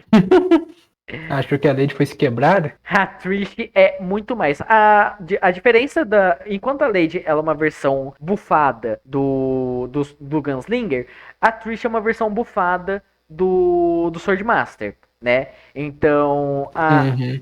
a Trish, ela vai ter uma espada só, que é a Esparda, que é a arma que ela já tinha também no Devil May Cry 2, e três pistolas diferentes. Três? Não. Vai ter uma pistola só que é a Pandora. Então, ela vai variar em todos os estilos ali que você tem. Você vai ter um combo normal com ela, você vai ter as pistolinhas normais com ela. A Trish não vai ter sistema de carga. E o bolinha dela, ela vai ter vários movimentos adicionais utilizando da Esparda. Então, por exemplo, ela vai ter o combo aéreo se você apertar normal. Só que a graça vem quando você utiliza o pra trás ou pra frente, né? O pra trás, ela joga como se fosse um bumerangue que arremessa os inimigos pra cima. Se você utiliza pra frente, ela joga no inimigo mais próximo e deixa o negócio rodando no meio da tela por um tempo pré-determinado. A graça disso é que o moveset dela muda completamente em com a espada, sem a espada. Uhum. Então, se você tá com a espada na mão, você não utiliza esse movimento, você vai ter um set de habilidades com ela. Você vai ter um golpe para arremessar o pessoal para cima, você vai ter um Stinger com ela e tudo mais. Você vai ter um golpe de giro, você vai ter vários golpes ali. Se você arremessa a espada e deixa ela rodando no meio da tela, o set dela fica muito semelhante com uma Beowulf. Uhum. Ela fica utilizando o soco, fica utilizando chute, ela utiliza as habilidades de raio que você já viu que ela tinha no Devil May Cry 1 também. Então ela vai ter habilidades muito mais diferentes e que dá uma variedade de combo gigante pra personagem. Fora que é muito quebrado também. Ela é outra que derrete completamente a vida do chefe. Mas, tipo, teve até partes ali que você mesmo pegou e zoou quando tava vendo a live ali. Gente, eu fui pegar uma água, eu voltei, a vida do Belial já foi completamente pro caralho, porque a Trish, ela tem muito esse efeito, ela stuna com muita facilidade, né? Ela prende os chefes ali, eles não conseguem fazer muita coisa com a espada rodando. Nenhum inimigo consegue fazer muita coisa com a espada rodando. Isso é muito engraçado. E uma coisa também, eu falei, tipo, ela reaproveita muito do moveset do 2, ela reaproveita muito do moveset padrão do Dante e tudo mais, mas pelo que você e o Skulash falaram também, muito dos movimentos que ela tem aqui no 4 são na real do Marvel vs Capcom 3, né? Aham. A questão de mandar a espada rodando, tinha no Devil Punch, tem algumas coisas que saíram do Devil May Cry 2, mas no final parece uma mistura de movimentos do Devil May Cry com o Sword Master com Marvel's Capcom 3. A questão do Sword Master é mais resumo. que normalmente, quando ela tá com a espada, ela não tem combo aéreo normal, né? Ela dá o porradão pra baixo, que é padrão do Dante também. Aí se você apertar normal o bolinha, quando você tá no ar, ela dá um combo aéreo, né? Que nem o Sword Master fazia. Mas de resto é a habilidade de usar a espada como uma porra de um bumerangue louco que quebra o jogo pra caralho. Inclusive, a Trish é o melhor farm possível de Red Orb nesse jogo. Porque se você colocar naqueles pontos. Sabe aqueles cristais de Red Orb? Que tem em algumas fases? Coloca a espada rodando e fica dando soco naquilo. Você ganha 50k de Orb numa só. Maravilha. O pouco que eu vi dela foi realmente você explodindo o jogo, porque eu não cheguei a jogar com ela. Um pouco que deu pra ver, ela parecia ser a personagem mais quebrada do jogo. Foi estupidamente quebrada, tanto que depois nas duas últimas missões, fazendo o boss rush e o chefe final com a Lady, eu só falo, queria loira. Agora, o que eu já não sei dizer se eu me dei tão bem assim é o menino Virgil. É engraçado que eu só vi 2 pessoas até hoje que gostam tanto da gameplay dele no Devil May Cry 4. E você foi uma delas. Ei, porque... Eu só vi você e o Devil Hunter falando. O Devil Hunter também não gosta, não? Aí vem momento que eu tinha começado a jogar, mas não tava curtindo, não. Momento que eu tô curioso, por quê? Não, ele só tinha feito uma postagem no YouTube e falou que não tava curtindo muito, não. Não chegou a fazer um... Não chegou a dissertar sobre isso. A minha questão com o Virgil é porque eu real fiquei muito perdido jogando com ele, por mais que muitas das coisas seja semelhante com o que a gente já falou do Devil May Cry 3, né? Ele ainda tem as exatas mesmas 3 armas do Devil May Cry 3, ele ainda carrega muito das habilidades, né? A questão das espadinhas, por mais que ele tenha algumas coisas novas, ainda é bem semelhante, né? Você ter o mira pra frente com as espadas carregadas, ele solta tudo direto, dele colocar um negócio pra rodar em volta do inimigo e fechar pra causar um dano legal, de colocar pra rodar em volta dele como se fosse um escudo, né? Tudo isso ele já tem, né, de padrão do 3.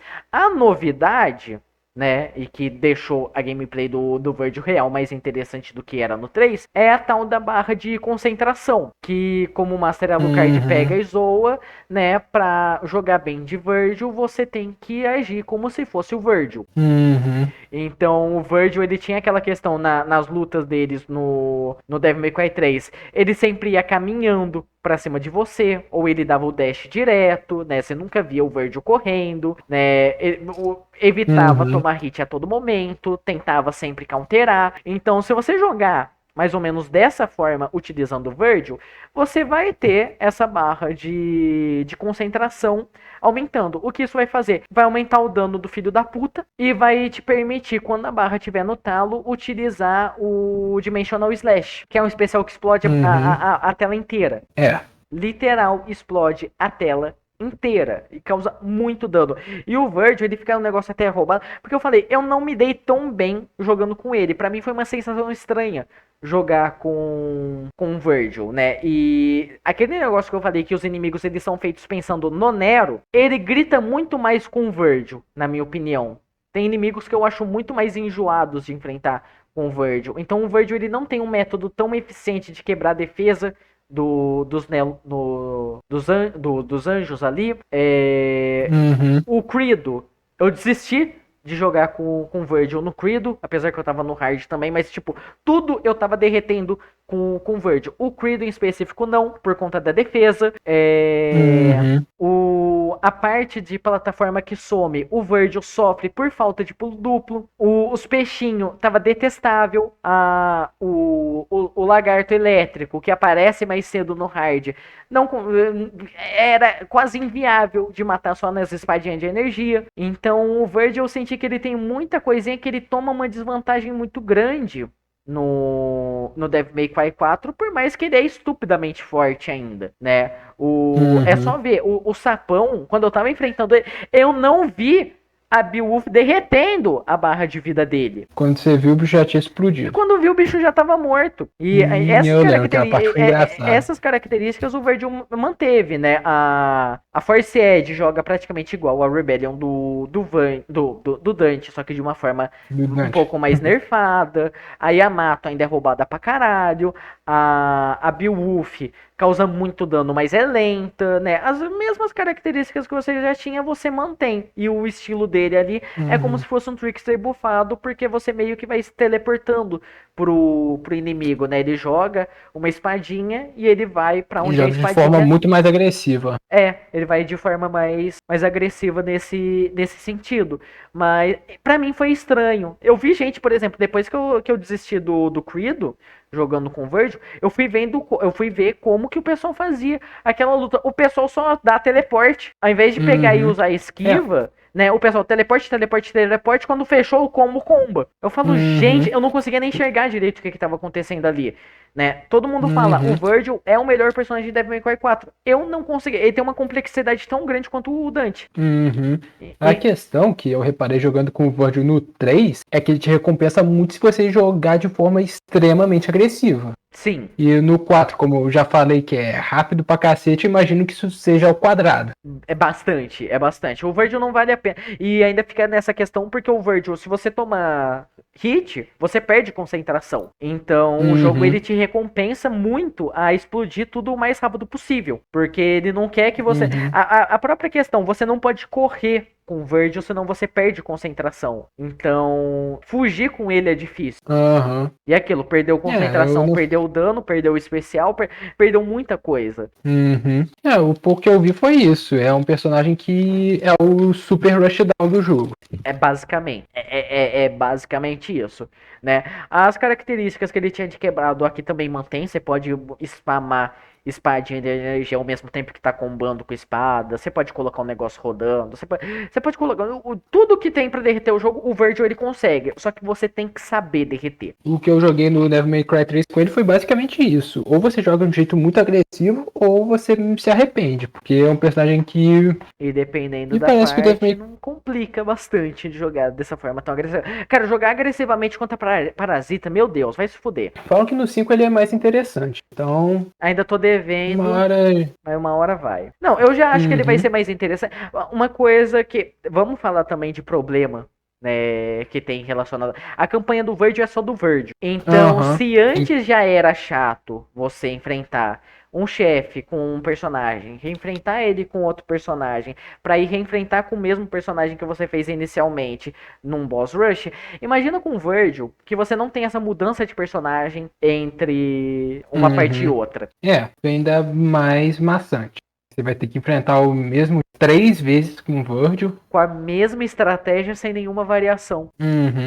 Então, Devil May Cry 4 é um jogo complicado. Tem pontos muito positivos, mas eu diria que é um jogo de altos e baixos. Os altos são muito altos, mas os baixos também são muito baixos. Tanto que todo mundo fala, a história do jogo é fraca, a exploração ela é muito boa na primeira metade, depois fica repetitiva, o combate é perfeito, né, só que extremamente complexo, tanto que o Master ele pega e zoa falando que Devil May Cry é um jogo de luta single player, e faz muito sentido esse argumento dele. Então, onde que o jogo ele brilha na porra do Blood Palace? Mais do que o 3. Que é onde não tem história, não, é só porradaria pura. Não tem história, não tem plataforma, não tem nada. É só você pegar e subir andar ali, enfrentando hordas e hordas de inimigos.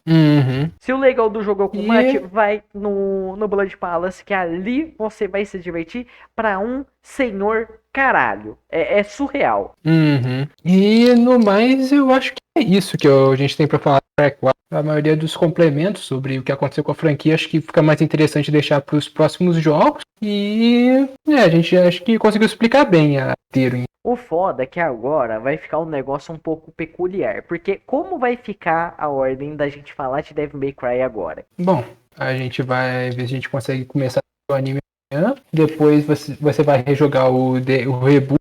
E eu vou ver até onde eu consigo jogar o 5 para poder dar uns pitacos aqui. Porque a questão agora provavelmente vai ficar uma bagunça na ordem de vídeos relacionados a Devil May Cry. Por quê? Esse vídeo que vocês estão vendo, se tudo deu certo, o que eu espero que tenha dado, tá saindo no dia 22 de março.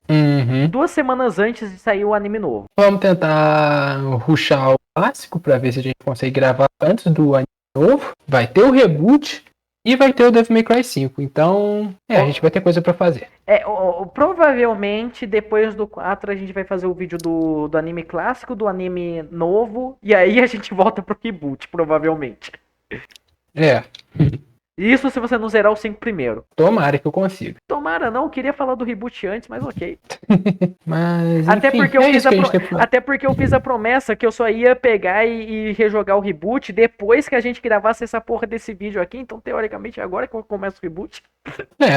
Aí, já tem o próximo jogo pra live. Caralho, temos o próximo jogo pra live. Pronto. A discussão de ontem foi inútil. Foi.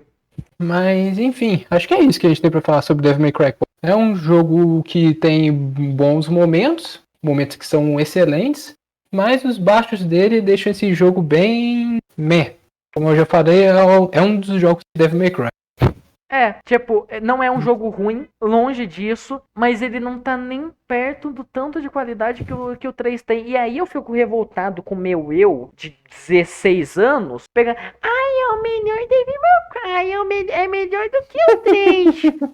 Retardado do caralho. Nossa, eu olho pra aquele vídeo da época que a gente... Você lembra do Desocupados? Que eu falei que meu top 3 da vida era Devil May Cry 4? Doente mental.